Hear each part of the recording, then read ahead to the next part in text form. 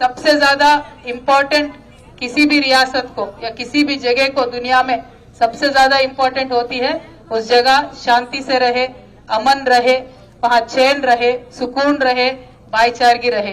ये हमने पिछले 10 सालों में इतना मेहनत किया है। आपको मालूम है केसीआर साहब कितने जिद्दी है और उन्होंने एक एमएलए है राजा सिंह करके, अनाप शनाप बकते रहता हूँ हमेशा। वो राजा सिंह सिटिंग एमएलए थे, फिर भी उनको उठा के जेल में पीडी एक्ट में पटक दिया था। तो इतना जिद्दी आदमी है केसीआर साहब। तेलंगाना रियासत में अमन कायम करने के लिए कभी भी वो एक कदम पीछे नहीं हुए और बाज़ाब्ता उन्होंने डिक्लेयर किया था कि हमें अमन चाहिए, चैन चाहिए, सुकून चाहिए, क्योंकि तेलंगाना में 100 साल से ज्यादा खून का हमने देखा है। कभी ये प्रॉब्लम, कभी वो प्रॉब्लम, कभी भूखे थे हम, कभी नक्सलाइट का प्रॉब्लम था। और जब भी कांग्रेस का हुकूमत हुआ है, आप सबके सामने है, मुझे झूठ बोलने की जरूरत नहीं है, कांग्रेस का 55 साल इस रियासत में हुकूमत चला। और आप सोचिए किसी भी एक साल गुजरा विदाउट कर्फ्यू, हर एक साल कभी ना कभी कर्फ्यू लगता था।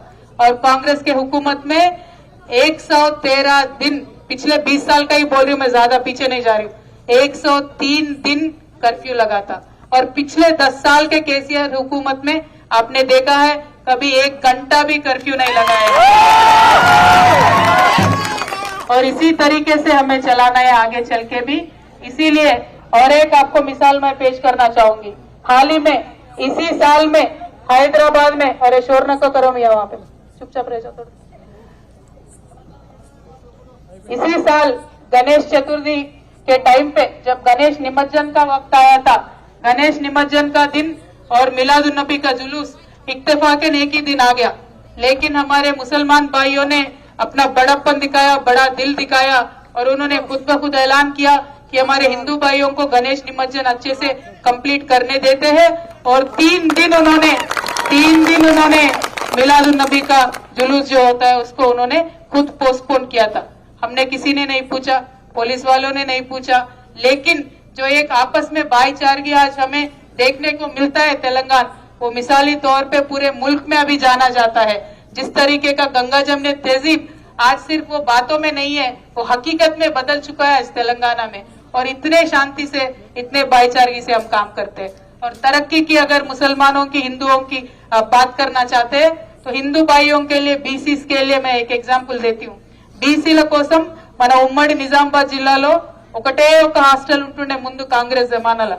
ఇవాళ 10 ఏళ్ల నుంచి ఇప్పటికి మొదలు పెట్టుకుంటే 22 కొత్త హాస్టల్ ఇచ్చినాం మనం, ఒకటి కాదు రెండు కాదు. అదే విధంగా हमारे माइनॉरिटियों के लिए इतना बड़ा पॉपुलेशन है, हैदराबाद के बाद निजामाबाद में नंबर 2 अपना पॉपुलेशन है माइनॉरिटी भाइयों का। आज तेलंगाना बनने के 10 साल में एक ही माइनॉरिटी स्कूल था, कांग्रेस जमाने में एक ही माइनॉरिटी हॉस्टल था। आज 23 माइनॉरिटी हॉस्टल्स है पूरे निजामाबाद में। ये आप सबके आंखों के सामने है, इसमें मैं झूठ भी नहीं बोल सकती हूँ। आप जानते हैं किस तरीके का वहाँ तालीम मिल रहा है, अपने बच्चों को किस तरीके से एक अच्छे स्कूल में जाने का मौका मिल रहा है।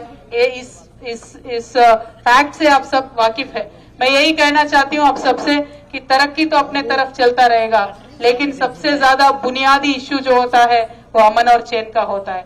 आज कांग्रेस वाले वापस आ रहे हैं, वोट मांग रहे हैं। क्या कह के वोट मांग रहे हो? एक मौका दे दीजिए हमें। किस वास्ते एक मौका उनको देना है, एक बार आप सोचिए। एक बार दिल पे हाथ रख के आप सोचिए। कांग्रेस का 55 साल का हुकूमत आप याद करिए। 55 साल में उन्होंने कभी हमें बिजली नहीं दे सके, पानी नहीं दे सके, बच्चों के वास्ते स्कूल नहीं बना सके।